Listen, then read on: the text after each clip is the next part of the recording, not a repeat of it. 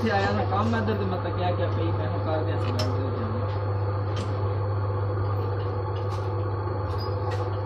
अब गया सी नवा ही लिया ये मिनट के अंदर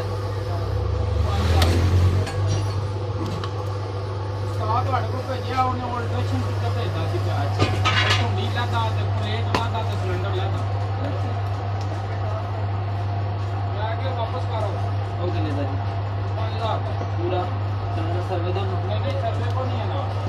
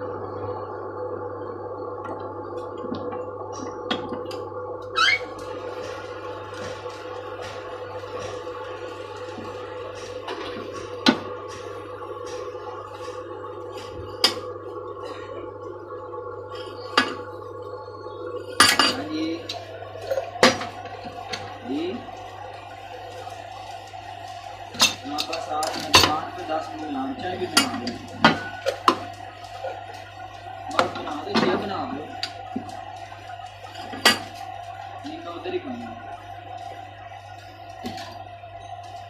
15-20 मिनट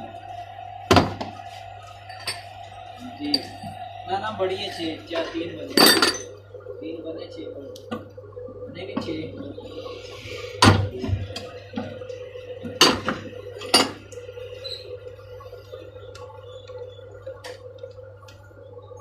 सीमेंट ले आ दे दुकान तो होगा जाना अंदी आदो शुक्की ने थोड़ी आपको पता ना आपको बड़े चलाने मुझे क्या चिंता मेरा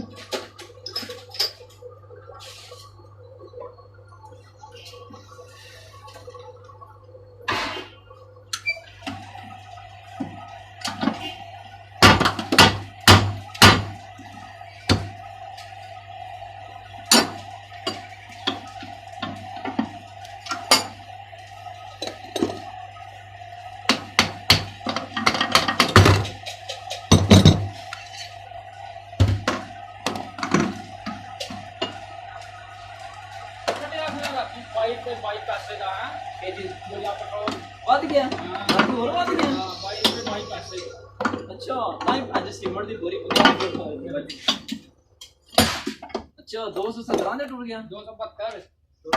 से 82 से चला गया हाँ तो 82 तो कभी करो ना पैसे कितने आने वापस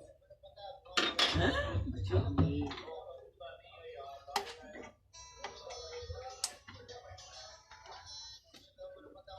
अस्सलाम वालेकुम